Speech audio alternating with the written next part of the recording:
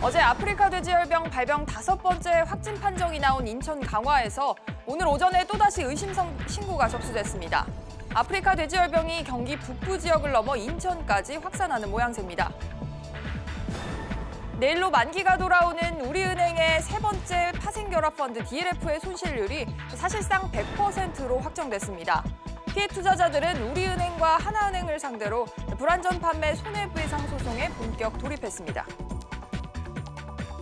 지난 5년간 증권사 직원 등 87명이 시장에 알려지지 않은 정보를 먼저 입수해서 불법 주식 거래를 해 금융당국에 적발됐습니다. 이들은 알짜 투자 정보를 활용해 주식을 사들이고 일부는 차명 계좌도 활용했습니다. 초고해상도 8K TV를 둘러싼 국내 양대 가전공용들의 신경전이 격화하고 있습니다. 삼성전자가 최근 LG전자 제품의 영상 재생 기능을 지적하자 LG가 오늘 보안 장치를 공개하며 맞불을 놨습니다. 이상 이 시각 주요 뉴스입니다.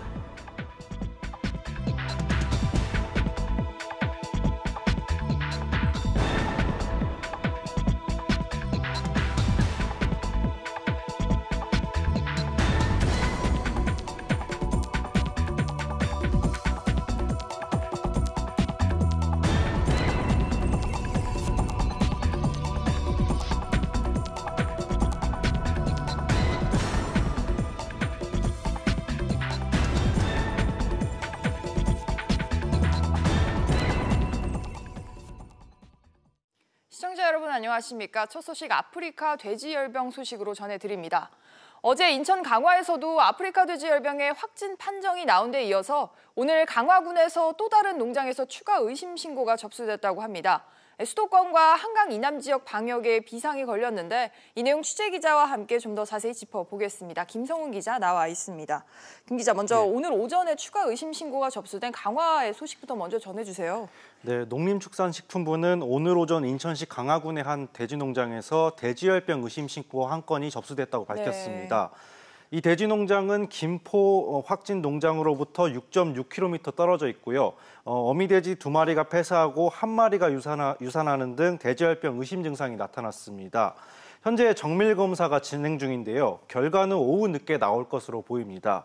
강화에서는 앞서 어제 저녁 확진 판정이 나오기도 했는데요. 방역당국은 해당 농장에서 키우는 돼지 400마리를 살처분하는 등 즉각 조치에 나섰습니다. 현재 두 농장은 8.3km 떨어져 있는 상황입니다. 이에 앞서 어제 한강 이남 지역인 김포에서 발병이 확인됐는데 수도권인 인천에서도 확진 판정이 나오면서 지금 방역에 비상이 걸렸습니다. 진짜 일파만파로 퍼지고 있는 상황인데 정부 측의 방역 상황은 어떻습니까? 네, 김현수 농식품부 장관은 오늘 오전 방역 상황 점검회의에서 내일까지 농식품부와 농촌진흥청 등으로 구성된 272명의 점검단이 대대적으로 점검에 나선다고 밝혔습니다. 방역당국은 어제 정오를 기점으로 가축과 차량 등의 이동을 제한하는 일시 이동중지 명령을 48시간 동안 전국에 발령했는데요. 이동중지 명령 기간 동안 154개 시군에 있는 돼지 농장과 관련 시설을 점검하고 소독을 진행한다는 방침입니다. 또 집중방역과 관리가 이뤄지는 중점관리 지역도 파주와 연천 등 경기 북부 6개 지역 중심에서 경기도와 인천시, 강원도 전체로 확대했습니다. 저희가 어제도 이 내용 짚어봤던 것 같은데 여전히 그 돼지열병의 감염 경로 또 발병 원인에 대한 파악은 이루어지지 않고 있는 거죠? 네, 그렇습니다. 김현수 농식품부 장관은 어제 관련 브리핑에서 역학조사를 꾸준히 하고 있지만 아직 결정적인 원인을 찾지 못했다고 말했습니다. 그렇군요. 백신 개발도 돼지열병 바이러스가 복잡한 구조를 가지고 있어 시간이 오래 걸릴 것으로 예상된다고 전했습니다.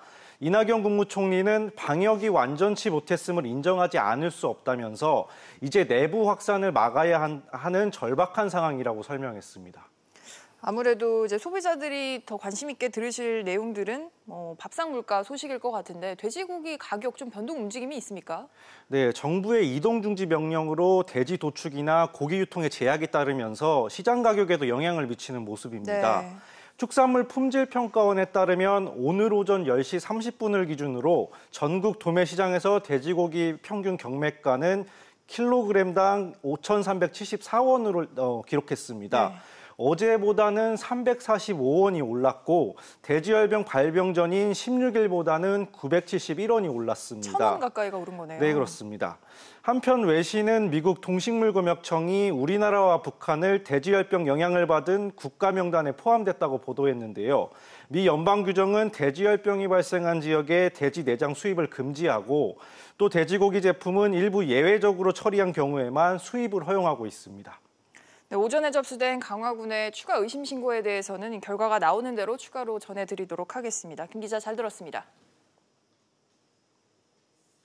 하나은행과 우리은행이 8천억 원 규모로 판매한 파생결합펀드 DLF의 손실률이 속속 확정되고 있습니다. 어제 저녁에는 우리은행의 세 번째 만기 상품 손실률이 확정이 됐는데요. 만기 금액 86억 원, 전액 손실로 드러났습니다. 이 내용도 취재기자 연결하겠습니다. 박규진 기자. 네, 박규준입니다. 네, 원금 전액 손실은 이번이 처음이죠. 네, 맞습니다. 우리은행이 판매한 DLF 상품의 세 번째 만기일은 바로 내일 26일입니다. 이 손실률을 확정짓는 만기 평가일이 바로 어제였는데요.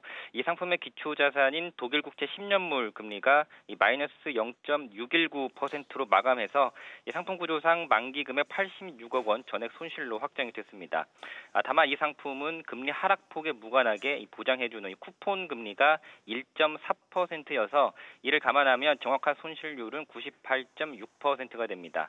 1억 원을 투자했다고 가정하면 140만 원가량만 손에 쥐게 되는 겁니다. 박 기자, DLF 상품들 만기가 속속 돌아오고 있고 이번이 세 번째 만기 상품인 건데요. 점점 손실폭이 커지는 모양새인 것 같아요. 네, 맞습니다. 기초자산인 독일국채 10년물 금리 수준과 상품 구조에 따라서 손실폭이 달라지는데요.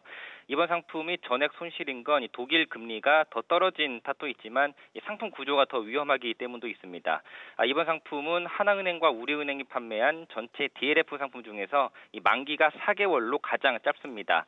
독일국채 10년물 금리가 마이너스 0.3% 밑으로 떨어지면 원금 손실이 시작이 돼서 마이너스 0.6%를 찍으면 100% 원금을 떼이게 되는 구조인데 어제 종가가 마이너스 0.6%를 밑돌았기 때문에 원금 전액 손실로 나온 겁니다. 앞서 이달 19일과 24일 만기 상품은 각각 손실률이 마이너스 60.1% 또 마이너스 63.2%를 기록했는데 점차 손실폭이 확대되고 있는 상황입니다. 이런 가운데 시민단체가 오늘 오전에 우리은행과 하나은행을 상대로 소송을 걸었다고요?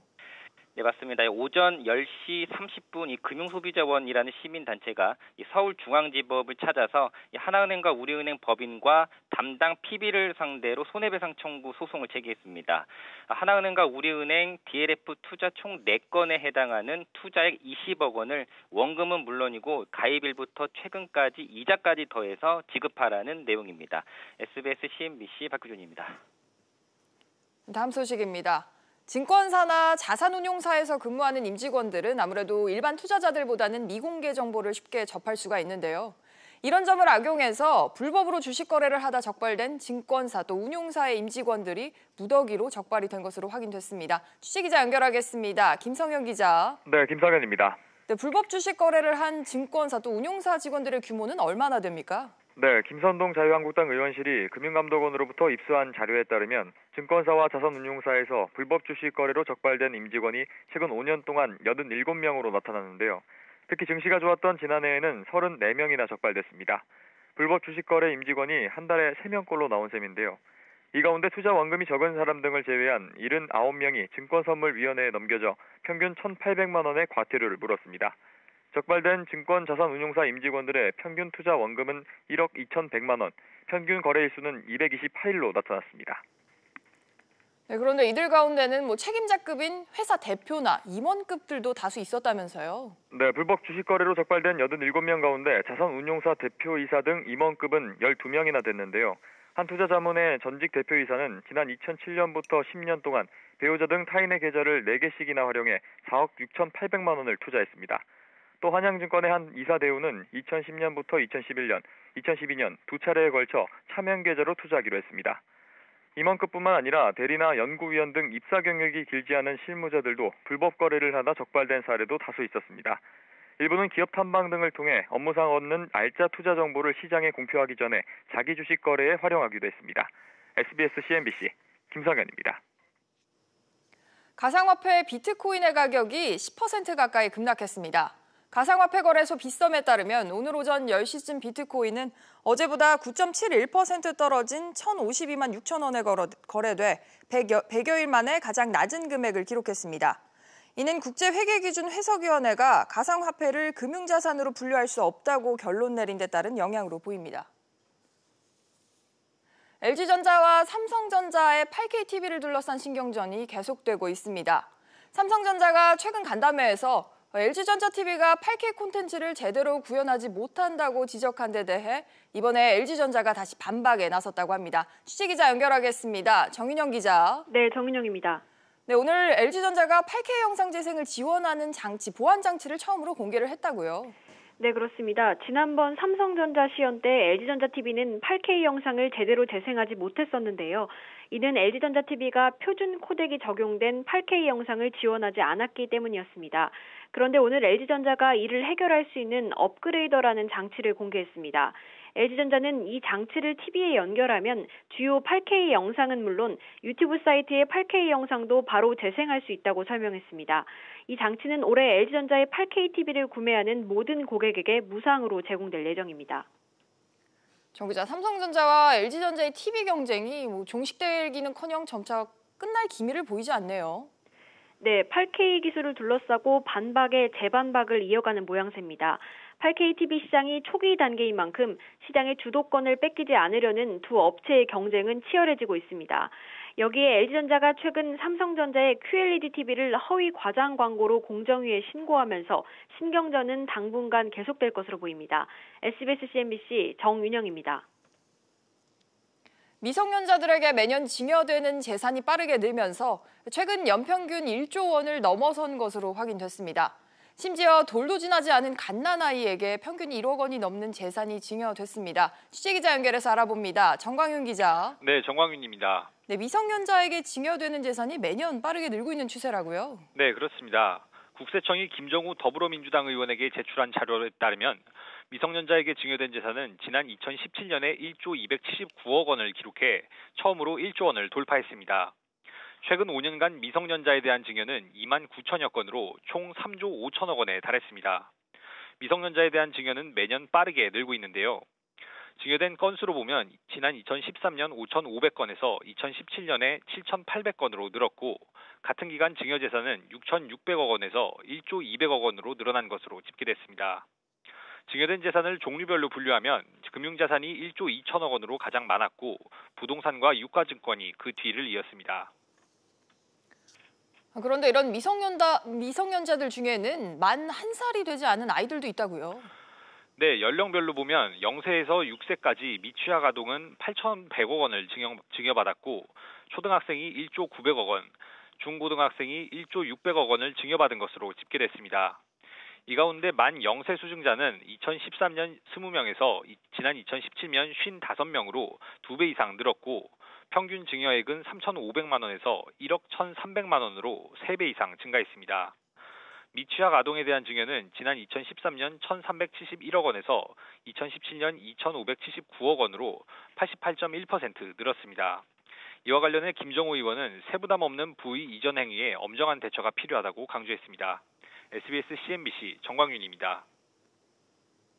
당첨만 되면 수억 원 이상의 차익이 예상되는 강남의 한 재건축 아파트에 13,000명 가까운 청약자들이 몰렸습니다. 그런가 하면 올해 가장 비싸게 거래된 아파트는 80억 원이 넘는 것으로 파악이 됐는데요. 부동산 관련한 소식들 취재기자 연결해서 알아봅니다. 조슬기 기자. 네, 조슬기입니다. 서울 강남에서 분양하는 아파트의 청약 경쟁률이 100대 1을 넘었다는 소식이 들어왔네요. 네, 어제 1순위 청약 접수를 받은 삼성동 레미안 라클래시 아파트입니다. 112가구 모집에 12,809명이 청약해 평균 115대 1의 경쟁률을 기록했습니다. 올 들어 서울에서 두 번째로 높은 청약 경쟁률인데요. 분양가는 전용 71제곱미터가 13억 원에서 14억 5천만 원, 또 84제곱미터는 15억 5천만 원에서 16억 6천만 원으로 각각 책정돼 중도금 대출을 받을 수 없는데도 많은 사람들이 몰린 겁니다. 인근 아파트의 평균 시세가 최소 20억에서 25억 원대임을 감안하면 최소 6억 원 이상 시세 차익을 얻을 수 있다는 기대감이 작용한 것으로 풀이됩니다. 결국 1순위 청약 통장을 보유한 무주택자면서 무주택 기간이 길어 가점이 높고 최소 13억 원 이상 본인 스스로 마련할 수 있어야만 당첨 자격을 유지할 수 있습니다. 이런 가운데 전국의 아파트 실거래가 순위도 공개가 됐죠. 네, 더불어민주당 안호영 의원이 국토교통부에서 받은 자료를 오늘 공개했는데요. 1위는 지난 1월 거래된 서울 용산구의 한남더 힐로 84억 원을 기록했습니다. 한남더 힐은 1위부터 11위까지 싹쓸이하면서 최고가 아파트로 이름을 올렸습니다. 이어서 삼성동 아이파크가 62억 원으로 12위를, 또 성수동 갤러리아 포레가 57억 원으로 3위를 차지했습니다. 삼성동 상지 리치빌 카일룸과 압구정동 현대 7차 등도 실거래가 50억 원 이상 아파트 목록에 포함됐습니다.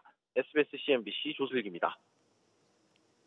서울시가 동북선 도시철도 계획을 승인하고 오는 토요일에 기공식을 갖기로 했습니다. 노원구를 비롯한 동북부의 주요 지역의 대중교통 편의성이 크게 개선될 것으로 보입니다. 취재기자 연결해서 알아보겠습니다. 이광호 기자. 네, 이광호입니다. 네, 어느 구간을 구체적으로 연결하게 됩니까? 네, 성동구 왕십리와 노원구 상계동을 연결하는데요. 서울시는 오늘 동북선 도시철도 실시 계획을 승인하고 올해 안에 착공해 오는 2024년 개통을 목표로 한다고 밝혔습니다. 구체적인 노선은 성동구 왕십리역을 출발해서 경동시장과 고려대역을 지나 미아사거리역까지 정북 방향으로 이어지다가 이후 우측 노원구 방향으로 꺾어져 상계역까지 진행되는 총 16개 정거장이 지하에 건설됩니다. 이들 16개 정거장 중 7개가 기존 노선과 맞닿은 환승역이라는 게 특징입니다. 총 사업비는 1조 4,300여억 원이 투입됩니다. 노원구나 성북구, 성동구 모두 유동인구도 많고 또 거주자도 많아서 아무래도 이용하시는 분들 많을 것 같은데요. 네, 현재 왕십리에서 상계역으로 가려면 동대문 역사문화공원역을 통해 환승을 해야 하고 이동 시간도 40분 가까이 걸립니다. 하지만 동북선 도시철도가 개통되면 환승 없이 30분 내에 도착할 것으로 보입니다. 또 분당선의 기점이기도 한 왕십리를 통해서 강남으로 이동하는 것도 빨라질 전망입니다. 서울시는 동북부 도시철도 공사를 통해 4호선과 국철 구간 혼잡도를 완화하고 기존 노선과 환승을 통해 동서와 남북을 연결하는 연계 교통망이 형성된다고 설명했습니다. 이를 통해 서울 동북권 지역경제 활성화와 강남과 강북 균형 발전에도 기여할 것으로 서울시는 내다봤습니다. 지금까지 SBS CNBC 이광호입니다. 다음은 조선업계 소식입니다. 삼성중공업이 현재 건조 중인 선박형 시추선 이른바 드릴십 2척을 팔지 못할 상황에 놓였습니다. 선주사가 계약을 지키지 못하겠다고 포기 의사를 내놨기 때문인데요. 어떤 얘기인지 취재기자 연결하겠습니다. 권세욱 기자. 네, 권세욱입니다. 삼성중공업이 건조 중인 드릴십 2척을 팔지 못하게 될 수도 있다고요? 네, 스위스 선사인 트랜스오션은 최근 홈페이지를 통해 삼성중공업에 발주한 드릴십 2척의 계약 취소를 추진한다고 밝혔습니다. 삼성중공업도 어제 현재 건조 중인 드릴십 2척의 선주사로부터 계약 이행 포기 의사를 접수했다고 공시했습니다. 삼성중공업은 그리스 시추선사인 오션리그에게서 지난 2013년 8,600억 원, 2014년 8,500억 원 규모의 드릴십을 수주했는데요. 지난해 삼성중공업 매출 5조 2천여억 원의 3분의 1에 달하는 규모입니다. 이 계약은 트랜스오션이 오션리그 지분을 인수하며 자동 양도된 바 있습니다. 네, 계약 취소 의사를 밝힌 거지 아직 계약이 취소된 건 아닌데 삼성중공업의 입장은 어떻습니까? 삼성중공업은 현재 의견이 접수된 상태로 취소는 아니라는 입장을 내놨습니다. 앞으로 구체적인 건을 검토해 나가겠다는 겁니다. 삼성중공업은 앞서 비슷한 일을 겪었습니다. 지난 2015년 미국 해양 시추업체 퍼시픽 드릴링이 발주한 드릴십 건조를 마쳤지만 일방적 계약 해지 통보로 법적 분쟁을 겪고 있습니다. 이 때문에 또 다른 분쟁 가능성이 제기됩니다. 일각에선 선주 측의 드릴십 인도 포기가 유가 변동 때문이란 관측도 나옵니다. 유가가 떨어져 채산성이 낮아지면 선주가 인도 포기를 하는 사례들이 있어서입니다. SBS CNBC 권세욱입니다. 한국과 중국 두 나라의 재계 관계자들이 전국 경제인 연합회에서 만났습니다. 제8차 한중 CEO 라운드 테이블을 통해 양국의 협력 강화 방안 등을 논의하고 있습니다. 취재기자 연결해보죠. 오정인 기자. 네, 오정인입니다. 네, 한중 양국의 기업인들이 지금 한자리에 모여 있다고요? 네, 오전 9시부터 전경련에서 양국 기업인 90여 명이 만났는데요. 한국 측에서는 허창수 전경련 회장과 권태신 부회장, 그리고 박병석 한중 의원 외교협의회 회장 등이 참석했습니다. 중국 측에서는 린징전 중국은행 부행장과 진옌광 주한 중국 부대사 등이 자리했습니다. 네, 참석자들이 오전에 어떤 메시지를 내놨습니까? 네, 허창수 전경련 회장은 무역 강국인 두 나라가 힘을 모아야 할 때라고 밝혔습니다. 특히 영내 포괄적 경제 동반자 협정 협상과 한중 FTA 서비스 투자 후속 협상 등을 조속히 마무리 지어야 한다고 강조했습니다. 이에 린진전 중국은행 부행장도 양국은 가장 중요한 무역 투자 파트너라며 앞으로 투자와 통상 잠재력이 매우 클 것으로 기대된다고 말했습니다. 이 자리에서는 한중 무역 투자 협력 증진안 등을 주제로 여러 비즈니스 협력 모델이 제시됐습니다. 또 한 가지 짚어보죠. 오후에는 여당과 우리 기업인들도 전경련에서 만나는데요. 그동안 있었던 전경련 보이콧 기조에 좀 변화가 생기는 거 아니냐, 뭐 이런 전망도 나오고 있어요. 네, 민주당과 20대 그룹 CEO들 간 현안 간담회가 오늘 오후 전경련에서 진행될 예정인데요. 문재인 정부 출범 이후 여당이 기업인들과 전경련에서 회동하는 것은 이번이 처음입니다. 민주당은 지난 박근혜 정부 국정농단 사태 이후 전경련과 거리를 더 놨는데요. 대내외 경제 상황이 나빠지면서 기업인들의 목소리를 듣기 위해 전경련과 머리를 맞댄 것이란 해석이 나옵니다. SBS CNBC 오정인입니다. 구광모 LG그룹 회장이 취임 후 첫 사장단 워크숍을 마쳤습니다.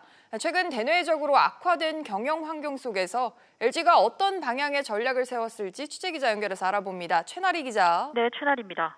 네, 구광모 회장의 첫 사장단 회의 어떤 내용이 주로 논의가 됐습니까? 네, 구광모 LG그룹 회장은 사장단에게 위기 인식과 변화가 필요하다고 강조했습니다. 구 대표는 어제 LG 인하원에서 개최된 사장단 워크숍을 통해 지금까지와는 다른 양상의 위기라며 최근 악화된 경영 상황을 진단했는데요. LG의 지속적인 성장을 위해 사장단이 앞장서 사업 방식과 체질 변화의 실행 속도를 높여달라고 주문했습니다. 네, 구 회장이 의미하는 변화가 구체적으로 어떤 변화를 이끌어낸다는 걸까요? 급변하는 사업 환경에서 미래 생존을 위해 주력 사업을 지키고 새로운 사업의 시장 점유율을 끌어올릴 혁신으로 풀이됩니다. 구 회장은 위기 해법으로 디지털 트랜스포메이션을 제안했는데요. 디지털 트랜스포메이션이란 사물 인터넷과 클라우드 컴퓨팅 등 정보통신 기술 플랫폼을 구축해 전통적 기존 운영 방식과 서비스를 혁신하는 방식입니다. LG그룹은 이 같은 디지털 기반으로 기업의 전략과 조직, 운영 방식 등 전반을 변화시키는 경영 전략을 통해 경쟁력을 확보할 계획입니다. 그런데 최 기자, 구 회장이 사실 취임한 지는 시간이 꽤 흘렀는데요. 이제서야 사장단 워크숍이 마련된 건가요? 네, 지난해에는 구 회장이 주주총회에서 회장으로 선임된 직후였기 때문에 워크숍이 열리지 않았습니다. LG그룹은 사장단 워크숍을 매년 이맘때쯤 한 차례 열고 그룹 계열사 최고 경영자를 모아 앞으로의 경영 전략과 사업 방향을 논의해오고 있습니다. SBS CNBC 최나리입니다. 하청업체에서 뒷돈을 받아 챙긴 혐의로 기소된 대림산업 현장 소장들이 2심에서도 징역형의 집행유예를 선고받았습니다.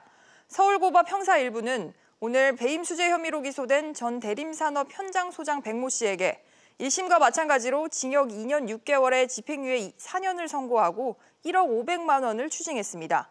재판부는 1심의 유무죄 판단이 정당하고 또 양형 판단 역시 합리적 재량 범위를 벗어나지 않아 정당하다면서 항소를 기각했다고 설명했습니다. 증시 상황입니다. 현재 국내 증시 하락세를 보여주고 있습니다. 코스피가 0.5% 하락하며 2,089포인트 나타내고 있고요. 코스닥 역시 0.8% 하락세로 636포인트 나타내고 있습니다. 오늘 눈에 띄는 종목들 함께 살펴보시죠. 오늘은 바이오주 눈여겨보셔야겠습니다. 일단 헬릭스미스가 임상 3상이 사실상 실패하면서 연일 하한가를 기록하고 있는데요. 오늘 역시 30%가량 하락하면서 84,000원까지 내려왔습니다. 그런가 하면 셀트리온의 램시마 SC 판매 허가 가능성이 증가하면서 오름세를 보이다 현재 보합으로 반전을 했습니다. 168,500원에 거래가 되고 있고요. 바이오솔루션의 호재가 있었습니다. 연골세포 치료제 국내 임상 3상 승인 소식에 오늘 오름세를 보여주고 있는데요. 1.38% 오르며 29,400원에 거래되고 있습니다. 한편 삼성 SDI는 하락세입니다. 지금 강원도 평창 풍력발전소에서 ESS 화재가 발생을 했는데요. 해당 ESS가 삼성 SDI가 생산한 제품으로 알려지면서 하락하고 있습니다. 현재 주가 4.4% 빠지며 22만 8천 원에 거래가 되고 있습니다. 마지막으로 LG화학입니다. LG화학은 3분기 실적이 부진한 전망에 약세 보여주고 있는데요. 5.6% 하락하며 30만 8,500원에 거래되고 있습니다. 지금까지 증시 상황이었습니다. 오전에 준비한 뉴스는 여기까지입니다. 시청해주신 여러분 고맙습니다.